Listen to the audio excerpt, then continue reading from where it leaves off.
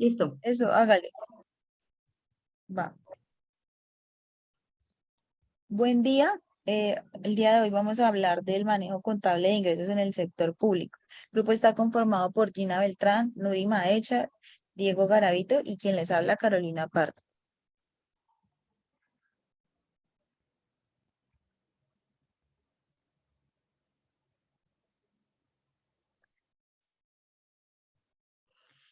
Buen día. Primeramente hablaremos de los ingresos. ¿Qué se entiende por ingresos?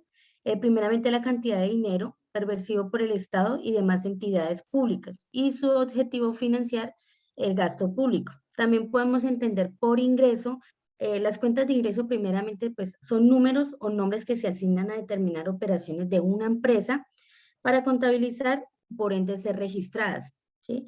También podemos hablar de las cuentas de ingreso que son añadidas al final de cada periodo o a la cuenta de la empresa y a la cuenta de resultados. Así pues, todo lo del dinero de la revalorización se registrará en las cuentas contables.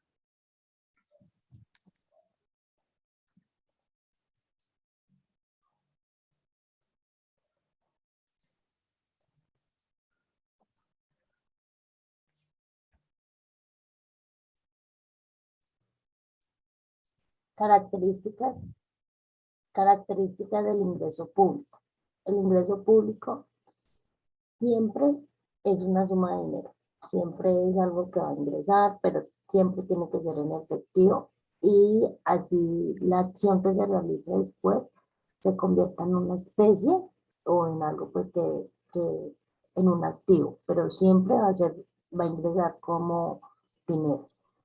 Es percibida por un ente público, pues es un ingreso público, entonces siempre tiene que estar por una empresa pública, sea una gobernación, una alcaldía, siempre tiene que ser percibida por un ente público y su objetivo principal es financiar el gasto público.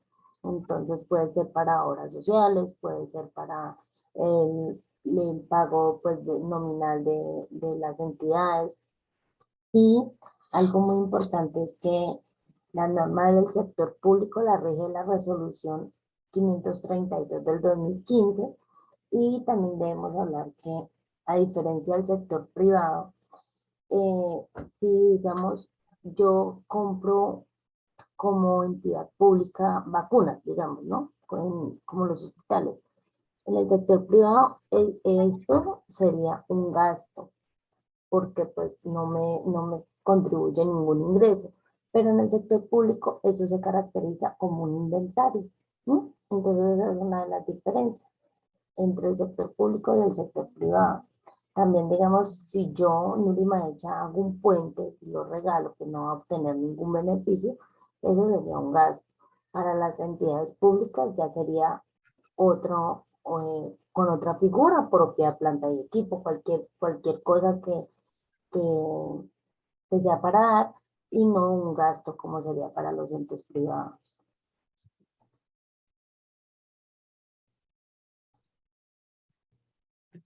Bueno, ahora vamos a hablar de la clasificación de los ingresos.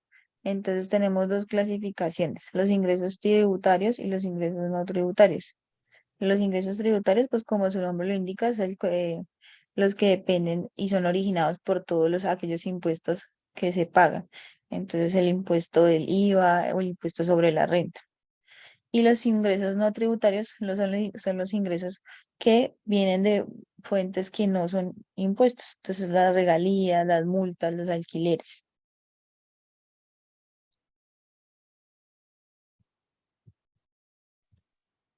Bueno, buenas noches.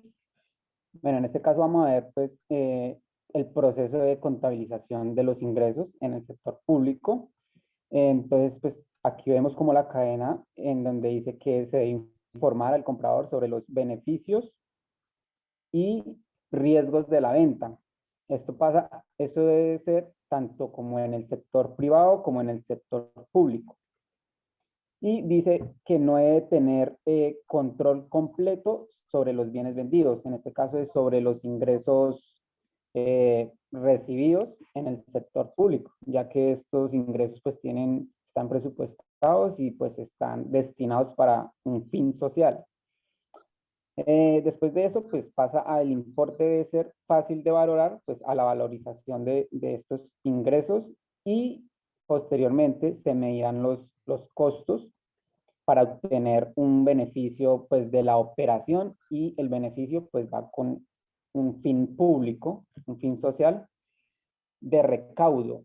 Y también tenemos que tener en cuenta que las cuentas de los ingresos, las cuentas contables de los ingresos que se manejan en el sector público son distintas que en el sector privado. Entonces tenemos que la 41 en el sector público son los ingresos fiscales, pues es todos los ingresos que se perciben por los impuestos que pagan los colombianos.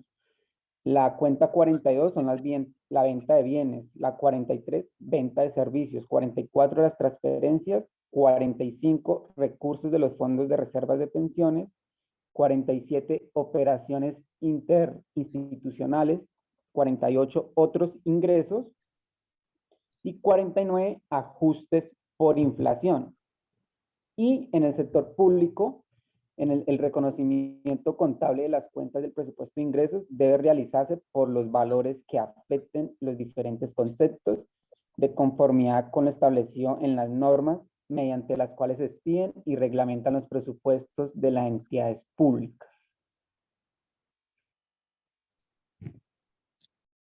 Bueno, hay algo muy importante que se debe mencionar y es que cuando se van a reconocer los ingresos, digamos que existen como 3 etapas o 4 etapas en las que se pueden reconocer los ingresos públicos. Entonces puede ser en el periodo de venta, en el periodo antes de la venta, en el periodo al terminar de la producción o el periodo después de la venta. Esto no es más que digamos que el punto en el que al momento de la venta se va a generar el método del pago o digamos que el tipo de pago o el acuerdo en el que se vaya a llegar con esta entidad. Entonces, un claro ejemplo entonces es que el reconocimiento en el periodo de la venta, pues es un método donde hay acumulación porque los ingresos sencillamente se hacen a través de una transacción al momento de la venta. Otro ejemplo sería en el reconocimiento antes del periodo de la venta, que se hace con el método de desempeño proporcional, que aquí dice que, digamos, aquí para esto se utilizan los contratos de servicios.